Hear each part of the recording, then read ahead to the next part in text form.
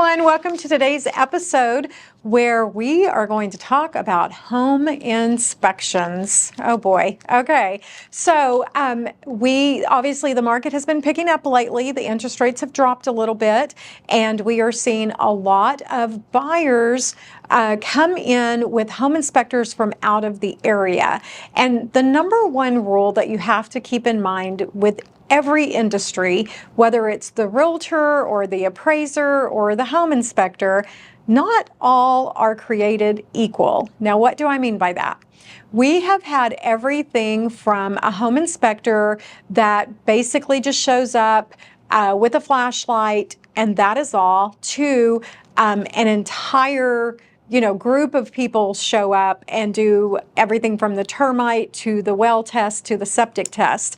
So it's important for you to understand when you go to hire a home inspector what you're actually getting.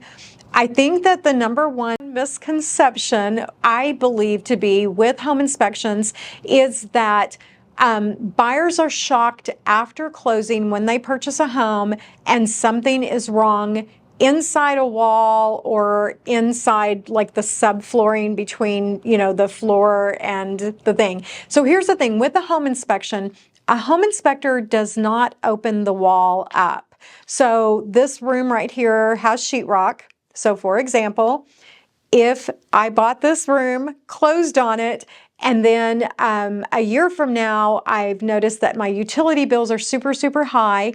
And in the middle of that, I wanted to do some renovations and I opened this wall up and found out there is absolutely no insulation in any of the interior walls.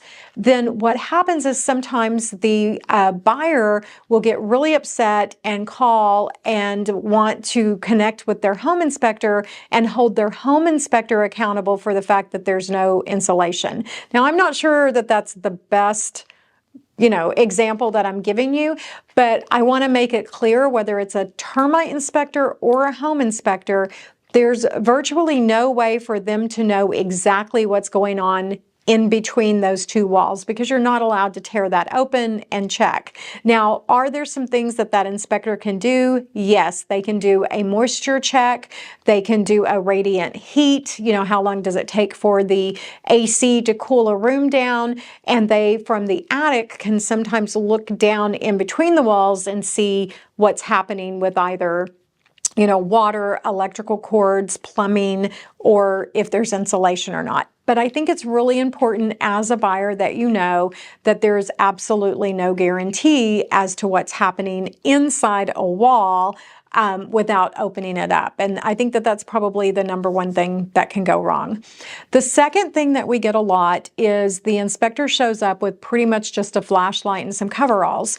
The reason that that's not the best way to do a home inspection is that I've been doing this business for 21 plus years, and that was before our cell phones took photos, before there were the iPads. I'm really dating myself, Jill. Before Instagram, all of those things. But the way an inspection should look is you should have actual photos of each area. And the reason I think this is so important is that I actually try to require my buyers to meet the home inspector on the day of the inspection. Now, the number one rule with that is I do not believe that you should be there for the entire inspection. Why? Well, the number one reason is I think that you're going to distract the home inspector and cause them to miss something. And I have seen this over and over again. No matter how good the inspector is, when you and your whole family show up, can I say that? It's very, very concerning to the inspector, to the realtor, and to the homeowner. And what I see is the home inspector can miss things. So for example, the home inspector, when he shows up, he typically will go on the roof, in the attic, get those out of the way. Then he'll do the interior, and then he'll do underneath the home. If the buyer or the buyer's uncle or father or uncle, father, and brother are following him around, constantly interrupting him and saying, well, what about this? And what about that? Then he's jumping from one thing to the other, and it's really easy for him to miss. We actually, years ago, had a situation where the home inspector missed an entire bathroom because it was underneath the stairs, and it probably looked more like a closet. Normally he would have checked that closet, but yes, of course, there were 4 family members that were following him around and constantly pointing out things rather than letting him actually do his job. So my recommendation is that if the home inspector arrives at 9 a.m., depending on how big the home is, I think that the buyer should arrive an hour and a half to 2 hours after the home inspector gets there. That lets the home inspector go through their own checklist, and then a really great home inspector is going to have photos and some type of either a tablet, an iPad, or a laptop where, and I've actually seen them do this, where they say, okay, Mr. and Miss Buyer, I was underneath the house. Let's go into the kitchen. I was underneath the house right here. So you're standing in the kitchen. And then he pulls up the photo and he says, see this floor joist? There's a problem. And then you know exactly where you're standing, and he'll kind of jump around on it and tell you what the issue is or what the concern is. Because at the end of the day, you as a buyer are probably not going to go underneath the home, and in a lot of instances you as the buyer would not be allowed to because of insurance and liability issues. Same thing definitely for in the attic and on the roof. Never would you as a buyer be allowed to go into the attic or on the roof unless you were an insured inspector of some kind. So making sure that the inspector offers both of those options is just absolutely crucial. So when you hire the home inspector, then you should have that conversation with the home inspector as to what am I going to expect? And number 3, not only should you get the photos, but how quickly will you get the report? One of the things that I've found in this market is that there are some inspectors that come in from out of area.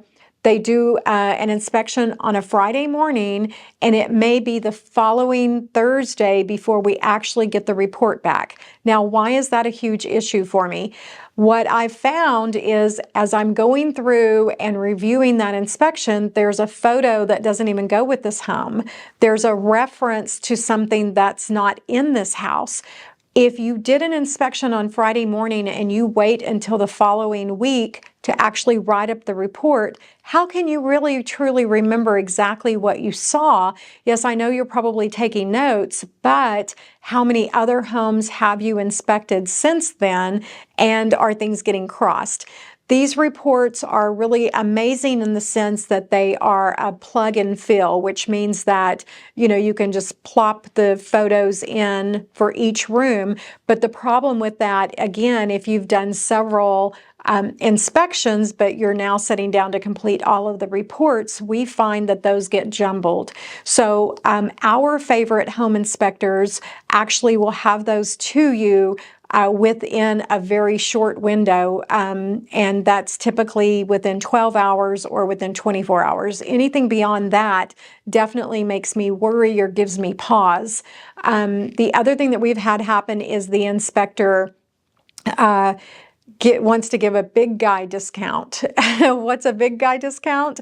It's a reason to ask for your money back and cancel that contract. A big guy discount would be where the home inspector does not fit in a standard size crawl space or a standard size attic space, or is not willing or able to get on the roof. Listen, guys, if that is the inspector that you're choosing to hire, I would definitely tell you that I would have some concerns if you were my buyer, because I don't think that you're going to necessarily get your money's worth, and getting the big guy discount could end up costing you thousands and thousands of dollars later. How much is a home inspection? That's kind of one of the standard questions that we get asked quite a bit, and that's a range. On average, they start at about $350, and I've seen them go up to, you know, honestly, I think $1,200 was the most, but the $1,200 home inspection included the termite, the well, and the septic, so there was a lot of other items thrown in there. Now, it really is not any standardized rules as to who you hire or if you hire. What we say is it's absolutely not required in our market in Oklahoma to have a home inspection. However, we so strongly recommend that you do it, because paying that $350 to $500 to find out about a $15,000 issue, to me, just makes sense. Even if you're then not able to purchase the home, yes, you do have to walk away from that $300, $350, $400, but as opposed to having moved forward, bought the home, and then finding out about this big ticket item, I think that risking the $350 just makes sense. It's just a much smarter way to do something that's such a big ticket item. As a listing agent, I will also tell you that when a buyer does not do a home inspection, it's a massive red flag to me for that particular seller. And a lot of times it can mean that we're not willing to move forward if there's any extensions or anything unusual that the buyer is asking, unless the buyer puts up more non-refundable earnest money. Why? Because if a buyer is not able or willing to pay for a home inspection, it's a super major red flag. Super major.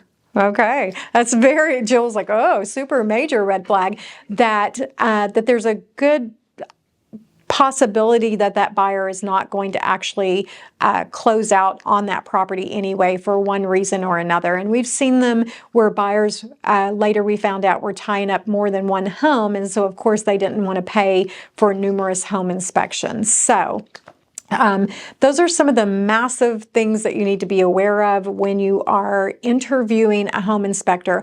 I also highly recommend, and it's such an easy way to do it, is to Google them and check out their reviews, see if there's any issues, and then call them and have a conversation with them. It should not necessarily be the first home inspector that answers your call, but ask them to maybe even send you a copy of what a standardized home inspection looks like. How many photos will they be taking? How do they feel about meeting you for a review? And honestly, I'll kind of end on that note.